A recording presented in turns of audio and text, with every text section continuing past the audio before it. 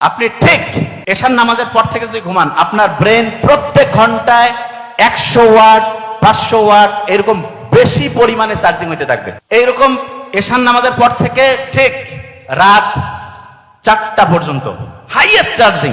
ওই সময় road traffic মুক্ত, যাই দিবেন ব্রেন খালি একদম আস্তে আস্তে আস্তে সব ব্রেন অ্যাবজর্ব করবে। ওই সময় যদি আপনি ঠিকভাবে ঘুমান, আপনার ব্রেইনের যে ব্যাটারি সেটার চার্জিং কি ভালো হবে না খারাপ? ভালো। আর ভোর 4টার পর থেকে চার্জিং কমতে থাকে। সূর্যের আলো যখন উঠছে তখন আসলে এরকম চার্জিং কাজ করে। আমরা কি করি? সারা রাত শয়তানের সাথে কানেকশন, মোবাইল, গল্পবাজি, মোবাইলে কথা কওয়া অপ্রয়োজনীয় করতে করতে ফজরের টাইমে শয়তান বলতেছে স্পেশাল রহমত করব তোমাদের উপর। স্পেশাল বাহিনী আসে যখন আজানের টাইম হয়, দেখবেন ওই সময় মনে হয় একটু খালি ঘুমাই 10টা মিনিট, 10টা পার হয়ে গেছে ঘুমাইতে যায়, এবং তখন উঠে ভালো লাগে না, কিছু না কেমন জানি লাগে। আমি নিজে প্র্যাকটিক্যালি প্রমাণ করছি।